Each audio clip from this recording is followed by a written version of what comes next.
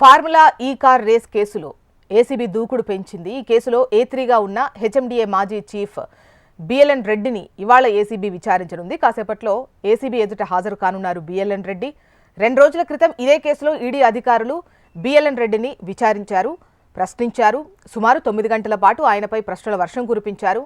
Formula ఈ car race agreement జరిగిన విధి విధానాలతో పాటు రేసు నిర్వహణ కోసం రోడ్ల మరమ్మతులు, ఇతర కార్యక్రమాలకు హెచ్ఎండిఏ ఎంత ఖర్చు చేసింది అనే కోణంలో బిఎల్ఎన్ రెడ్డిని విచారించినట్లు తెలుస్తోంది. అలాగే విడుదలైన నిధులు ఏ ప్రాతిపదికన జరిగాయి అనేటువంటి కోణంలో కూడా ఈడీ ప్రశ్నించినట్లు సమాచారం. ఇప్పుడు ఏసీబీ ఆయన్ను విచారించబోతోంది. బిఎల్ఎన్ రెడ్డి స్టేట్మెంట్ను రికార్డ్ చేయనుంది ఏసీబీ. ఇవాళ ఏసీబీ విచారణకు హాజరు కానున్నారు బిఎల్ఎన్ రెడ్డి. డీటెయిల్స్ మనకు అమర్ అందిస్తారు.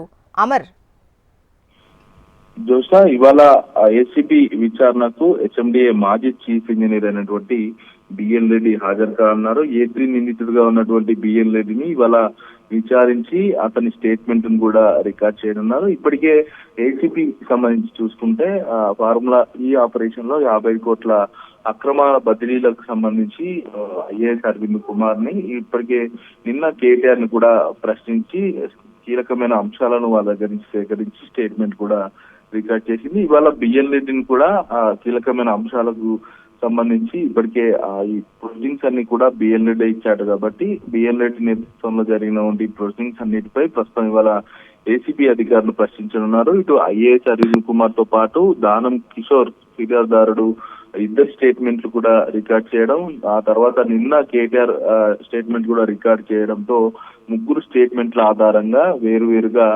ప్రశ్నలు ఏసీబీ అధికారులకు అందించే అవకాశం అయితే కనబడుతుంది. 10:30 గంటల సమయాన బిఎన్ రెడ్డి ఏసీబీ బంజారాహిల్స్ ప్రధాన కార్యాలయానికి చేరుకుంటారు. చేరుకున్న తర్వాత ఏదైతే తరుణ్ జోషి నేతృత్వంలో ఐఓ ఆఫీసర్ అయినటువంటి మస్జిద్ అలీ ఖాన్ నేతృత్వంలో ప్రస్తుతం ఏదైతే దర్యాప్తు బృందం అనేది ఉంది కాబట్టి ఈ దర్యాప్తు బృందం బిఎన్ రెడ్డిని విచారించనుంది. 22 కోట్లు 2 విడతల వారీగా ఓవరాల్ గా 55 కోట్లు జీఎస్టీ పన్నుతో సహా మొత్తం ఈ అక్రమ బదిలీలకు సంబంధించి ప్రస్తుతం బిఎన్ రెడ్డి ప్రొసీడింగ్ కాపీలను ముందు నుంచి ఏసీబీ అధికారులు ప్రశ్నించనున్నారు. ఎందుకంటే ప్రతి ప్రొసీడింగ్ ఫాలో అయ్యి ఏదైతే తప్పనిసరిగా రూల్స్ ఫాలో కావాలనేది ప్రభుత్వ గైడ్ లైన్స్ ఉంది. కానీ ఎక్కడ కూడా guide lines, rules and regulations ఏవి కూడా పట్టించుకోకుండా బిజినెస్ రూల్స్ కు వ్యతిరేకంగా బిఎన్ రెడ్డి ప్రొసీడింగ్ కాపీ ఇచ్చారు. బిఎన్ రెడ్డి ఎఫ్ఓ కంపెనీలకు బదిలీ చేశారు కాబట్టి ఆ కంపెనీలు ఏమున్నాయి, ఎఫ్ఓ కంపెనీలకి ఇటు హెచ్ఎండిఏకి ఇటు జరిగినటువంటి ఫార్ములా ఈ కార్యక్రమం సంబంధించి